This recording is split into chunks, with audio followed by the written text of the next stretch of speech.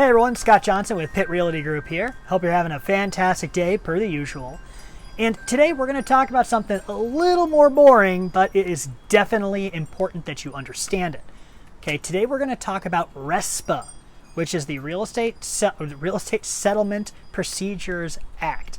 And this act was set up to protect the consumer, especially when you are going to be buying a house in Greenville, North Carolina, or its surrounding areas.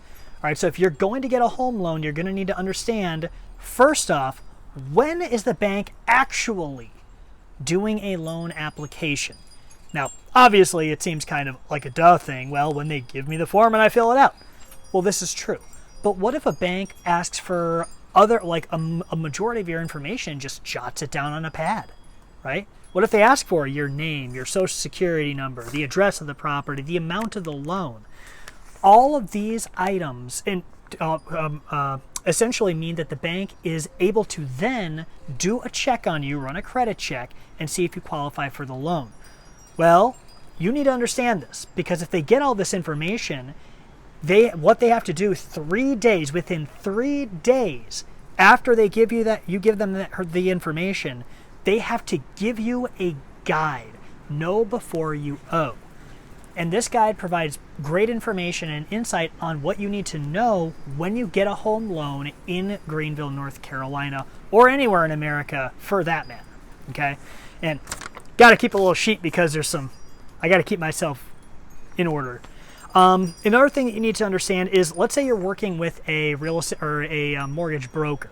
Okay? Now the difference between a banker and a broker is that brokers are able to work with multiple different companies, and they're able to look around to different lenders and see what is the best deal that they can get for you. Well, one thing that you need to make sure that they tell you about is something called a yield spread premium, okay, which is extra monies they can earn when they are giving that loan to you, right? So make sure you understand that that is some information that they need to provide. Another thing, the closing disclosure. This is something very interesting.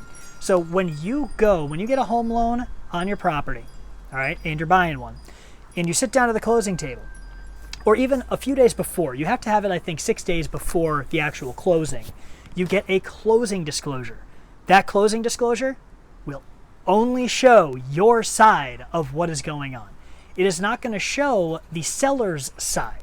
So it's going to tell you how much the loan is, what closing costs you're paying, what concessions are being made, yada, yada, yada, yada. All right, and we'll go over that over the closing disclosure in another video. All right, but you're not going to see the seller's side of it.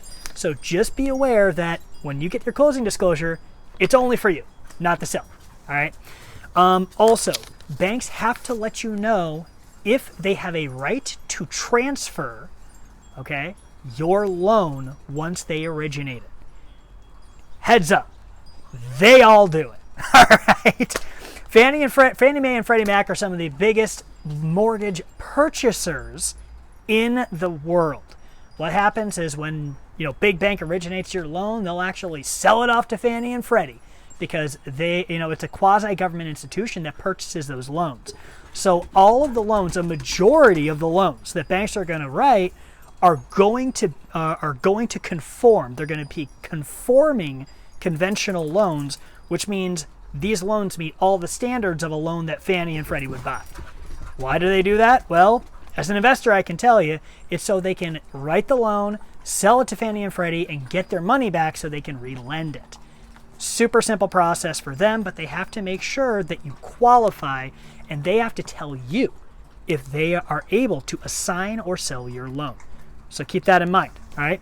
And the last thing we're going to talk about today is kickbacks for closing services.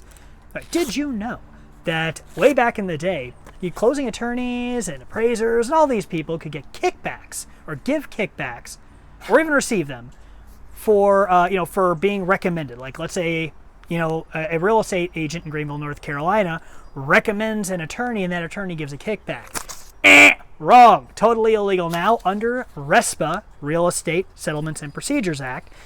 And that's just to protect you, because there can be a lot of shady things that go on if they are actually accepting kickbacks, especially if they are not written on the closing disclosure. So I hope this help you understand a little bit about what you need to know when you get a home loan for a house that you're buying in Greenville, North Carolina. If you have any questions, do not hesitate to reach out. Be sure to like this video if it was informative for you, and be sure to share it with your friends if you know someone who is going to be buying a house and is looking to get a home loan coming up here in the near future. Thanks so much, everyone, and I will talk to you soon.